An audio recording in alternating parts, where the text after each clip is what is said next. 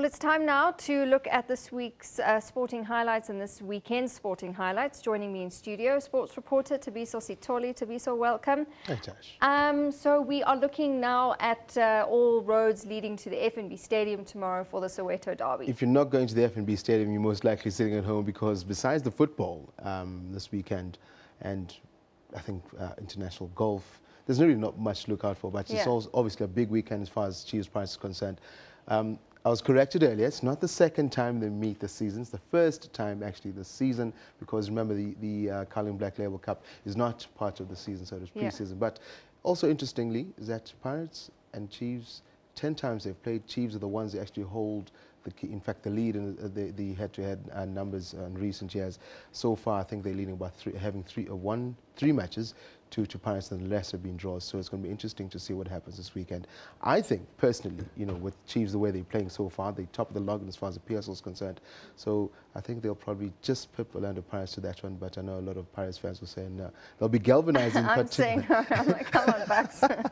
Look, I think Tony Ndora might agree with you. Especially Pirates are going to be galvanized with the fact that Sundowns have done well, CAF Champions League. I know a lot of Pirates fans all of a sudden they're speaking about the history of all the Pirates of old of '95. So it's an interesting one. I'm definitely looking forward to it, as far as this match is concerned. Do you agree with people that are saying that it's lost its sort of spark and it's kind of on a downward spiral? You can never. Yeah. Look at it this way. I think last season we had about 6 head-to-head matches between Pirates and Kaizer Chiefs, but the stadium was full. Whether you like it or not, they're still the only two teams who can fill up the FNB Stadium. I think even if you bring Bafana Bafana versus Brazil, that stadium is never going to be full. Yeah. So I expect it to be a highly contested game. I don't think anyone can speak about, whether the match stadium is going to be full or not, or people lose interest. These are probably the two biggest rivalries. I mean, they're not even the original Soweto Derby, by the way, because it's Swallows and Pirates, but because of Chiefs being born of Pirates, the rivalry within is quite big. The pressure's on this man on screen right now, Moshin Etrigal, we saw a short while ago, because Pirates fans, Pirates has not had the best results, having lost a couple of matches. So the pressure's on him to deliver. I think, again, if you're a betting man, you actually do not want to put money on this one. It's very tough to put money as far as this one's concerned. So we're looking forward to it. I know a lot of people are going to the stadium. Tickets are sold out, so please stop calling the sports desk. We have no tickets left. Well, there you heard it. No tickets left. Okay, let's move on to some rugby news now. Our team is left for that end-of-year tour, the Barbarians, Wales. They're actually leaving later tonight, and already there's a couple of issues for Coach Alistair Coetzee, besides the fact that he's had a horrid season. He really has, poor man. The Championship Rugby, I think he's probably been the most unlucky person ever, as far as getting the new job. But I think it's also fair to say that the spiral with the Springboks did not start with Alistair Coetzee, because even before that, we lost, to the likes of Japan at the World Cup, and he wasn't coach, it was Heineken Meyer. And I think the off-the-field scenarios with the likes of, Mark Andrews yesterday was appointed the new president after Oregon Hoskins just, left in August. So, but as far as this is concerned, I think let's leave the season alone. That is dead and dusted. The important thing now is how do they fare at the end-year tour. I think if they come away with a win against England, for me, I'll be happy.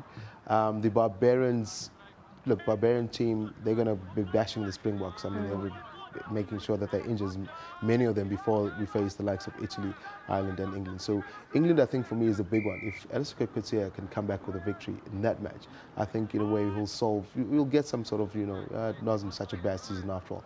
Ireland, we should be able to beat, although they fairly tricky, and not Ireland, rather Wales, apologies for that. I think Wales, they might actually give us a good run for our money.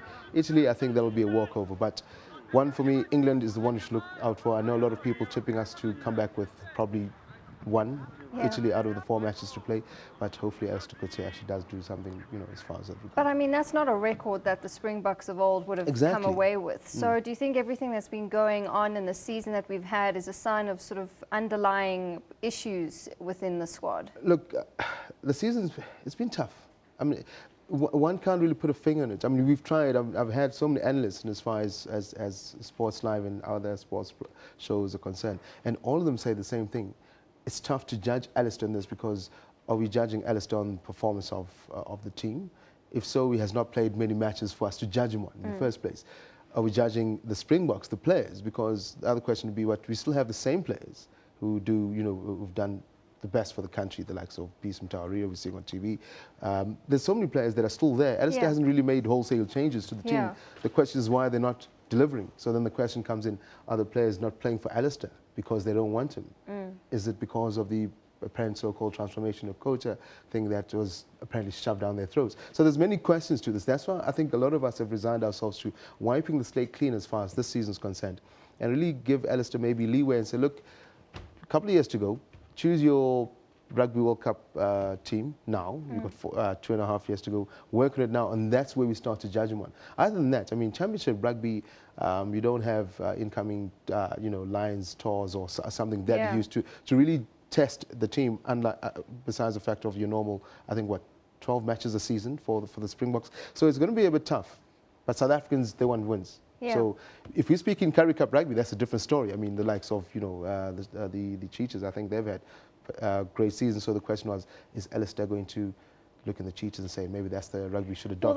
Well, that's the other thing, is looking at the style of rugby, looking at the squad. I mean, what would you say about the squad for this tour? We thought that we'd adopt the Lions game of brand of rugby. And what happened to the Lions in the semi-final? They got walloped 57, I think 50. Well, they collected 50 points. The Lions in the semi-final. For the Currie Cup. So if you look at it that way, all of a sudden we're thinking, maybe the Lions brand of rugby is not the one to go if they can catch 50 in basically a final. Semi-final is the knockout stage of competition. So I think it's a holistic view. I mean, I know there was a coaches in Indaba a couple of days ago as far as Springbok SA Rugby is concerned.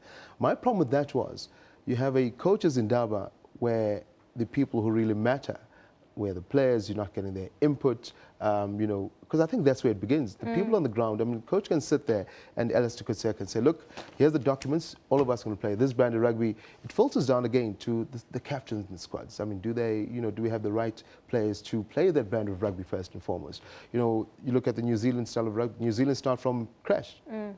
If you're going to play rugby, you play it until you go up to the All Blacks level. That's why you can take a fourth stringer All Black fly half, and he can still beat a first stringer Springbok team. With us, you lose a fly half, all of a sudden you scratch your head. Oh, Patrick Lambie's injured.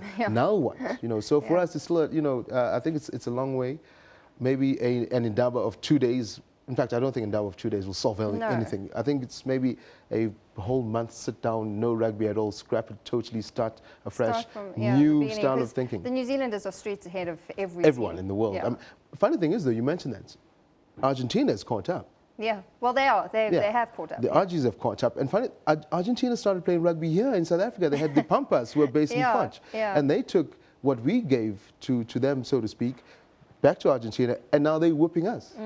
Same thing with the likes of Japan. Same thing. We've taken so many Springbok players to go play in Japan. All of a sudden, Japan's rugby has grown, and now we become the whipping boys. So there's a lot of give and take, and as far as SA rugby is concerned. I don't envy Alistair Coetzee, that's for sure. Yeah, Mark Alexander as well. New man in the job, has only been in for 1 day. Question is, will he fall to the big boys club again? When you speak of big boys club, Lions Rugby, the old guard, so to speak, Northern Province, the Sharks, and they're in trouble. Apparently, Little Birdie tells me that by the end of the year, they might be liquidated because there's no funds. Because, again, following the footsteps of the Southern Kings. So I think rugby in the whole is in great bad shape at all. Totally. All right, finally, we've got, I don't know if we have time for, but let's quickly have a look at cycling news. I know the Tour de France released their new route last week. Yeah, look, this is my favorite one. I don't like rugby as much as I do now because of this team. Look, Team Dimension Data, formerly known as MTN Quebec of South Africa, they announced the signing of Edvald Boasson-Hagen. I think he won a couple of stages last year at the Tour de France, a couple of stages at the Giro d'Italia. Tyler Farrar as well as Igor Anton, they signed new contracts with the team. Now, this team, remember, is based here in South Africa, so if you have a team riding the Tour de France, then you must know that you're a big deal. And the likes of, South African cyclist Del Impey, he's riding for Greenwich, Greenwich Edge of Australia, an Australian outfit. So I was thinking that maybe they'd get a Del Impey to ride for South Africa, but I guess, when money speaks, can't really compete with them. But I'm pretty happy with them. In fact, Team Dimension Data, apologies, they're going to hold a camp in South Africa. The whole team is coming back here.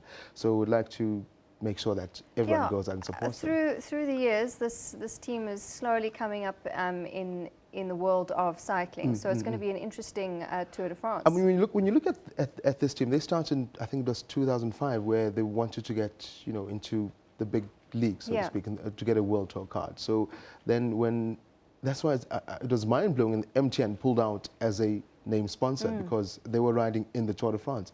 And MTN said they're not getting much mileage.